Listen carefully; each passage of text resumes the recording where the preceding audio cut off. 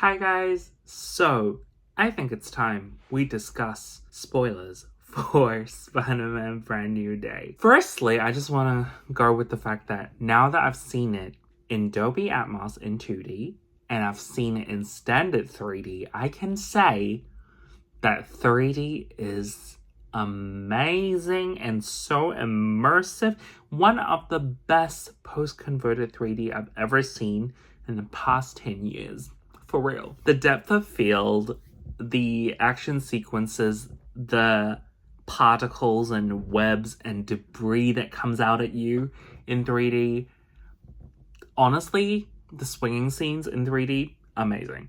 Probably one of the best Spider-Man movies with the best swinging scenes. I feel like I didn't discuss a lot of the pros and cons I felt about this movie in my initial video.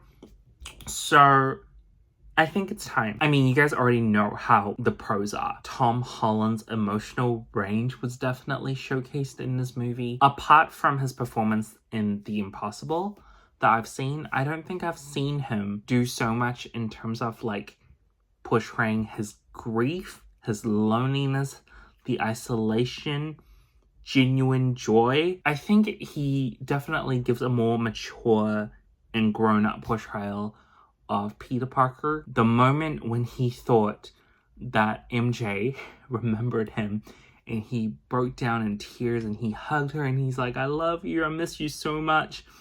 It really got me. I cried my eyes out, like, damn. And then the revelation when it wasn't her and that she was actually being mind controlled, holy moly. I knew it was too good to be true, and I just also lost it, but like obviously like mad and annoyed and shocked. Sadie Sink was giving a very good performance in general, but I think that this iteration of her character is just strange to me. In previous iterations of Jean Grey, in comic books, in film, Jean has always been more kind and more doubtful, and it was always Phoenix that had the cruelty, the desire, the uncontrollable cray-cray. You know what I mean? I did think that it was a bit, like, uncharacteristic for her to be as cruel as possessing MJ, basically. I think the filmmakers intentionally made this body-hopping possession thing happen to throw us off, to try to keep us in the dark that it's Jean Grey, but I don't know, it's just weird to me. I think the film kind of wasted the villains in the way that Tombstone was there, so was Scorpion, but they were all just there. Like, they were more like a checkbox, like a montage. They were there as a montage, and I think they wasted the hand as well. How is it that the hand has been domesticated? I mean, that should have been the first, like, get-go. Like, where was your Spidey sense? How is the hand domesticated? Like, there's no way. Come on now, it's the hand. Speaking of the hand, if there's the hand and there's Punisher, where the heck is Daredevil? And where's Elektra? Like, come on, guys. We all know they all exist together in the same universe. The Hand, as mystical and as dangerous as they've been previously in the MCU, feels like they're only there for one good action sequence. You know what I mean?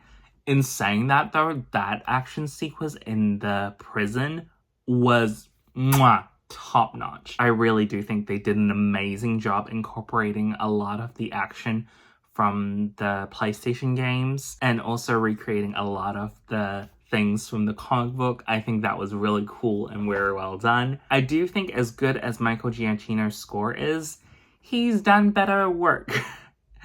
I mean, he definitely did better work in, like, Mission Impossible and The Incredibles. That's all I'm saying. I did also love the chemistry between Frank and Peter and how they were arguing all the time, but at the end of the day, they do care about each other. That was very sweet and very funny when they were arguing. It is interesting that they managed to bring the Hulk into this in a more organic way. Hulk basically fills that role that's been in previous Spider-Man films where it's the professor and then something goes bad.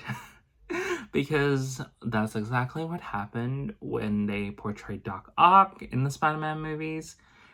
That's what happened when they portrayed Dr. Connors in the Spider-Man movies. So this time, Hulk is there in that type of role, but in a much smaller way and controlled basically as a puppet by Jean. So that's one of the things. I didn't like the fact that many of the villains seemed like either montages or pawns of Jean. But then when the reveal of, oh, it's damage control that's actually bad, I was like, okay, sure.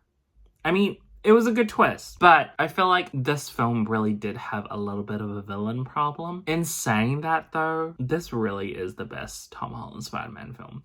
I have not enjoyed myself so much in a Spider-Man film in the longest time, and I truly recommend y'all watching this movie.